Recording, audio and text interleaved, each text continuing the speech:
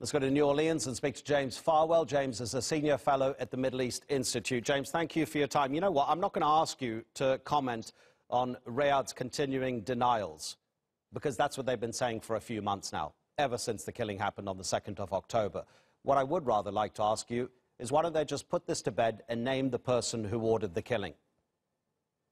Well, I think perhaps the reason they don't want to name the person who orders the killing is it might be the Crown Prince. That statement, when you read it, is really almost amusing to read. It has the tone of a criminal standing on the steps of a courthouse saying, I didn't really do it. And if I did do it, I did a lot of other good things anyway, so don't worry about it.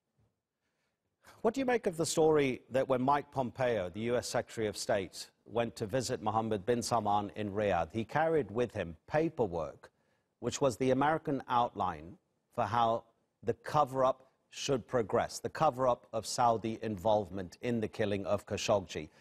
One of the critical lines being that if international pressure didn't ease on Riyadh, that a junior member of the royal family should be found to take the blame. Well, first, that report is an unsubstantiated media report, and we should not treat that as factual news. It's merely an allegation. I think that, and I certainly don't speak for Mike Pompeo. This is just my own opinion. I think that what's going on with the administration is that they're outraged by the killing of Khashoggi, but from their perspective, their responsibility is to protect the interests strategically of the United States. And the way that they view Saudi Arabia is as an important strategic ally in halting the spread of Iranian adventurism in economics and in regional stability. And I think from a strategic point of view, they are putting that ahead of their what I suspect is a very deep private outrage over what the Crown Prince or people around him have ordered. But I just want to say one more time, to suggest that Mike Pompeo went to Riyadh and that the United States or an official of this government came up with an idea for a cover-up is unfair, and there is no substantiation of that. That is just, and it's really not proper to treat it that way.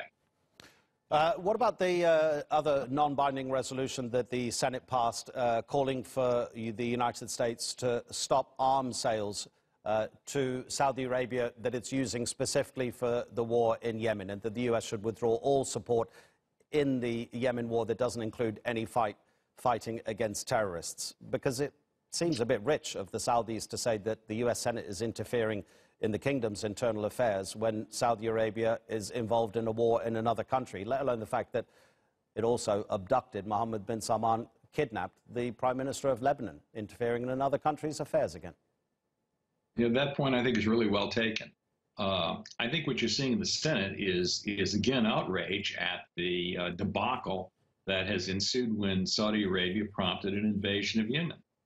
We're seeing 11 million people on the verge of starvation, hundreds of thousands of people whose lives are at risk, a war without any real end, although there's been some progress in peace talks just in this past week or so. The fact of the matter is that Saudi foreign policy, to put it mildly, has left something to be desired in terms of its prudence or its effectiveness. James, really appreciate your time. Thank you very much indeed. James Farwell from the Middle East Institute speaking to us from New Orleans.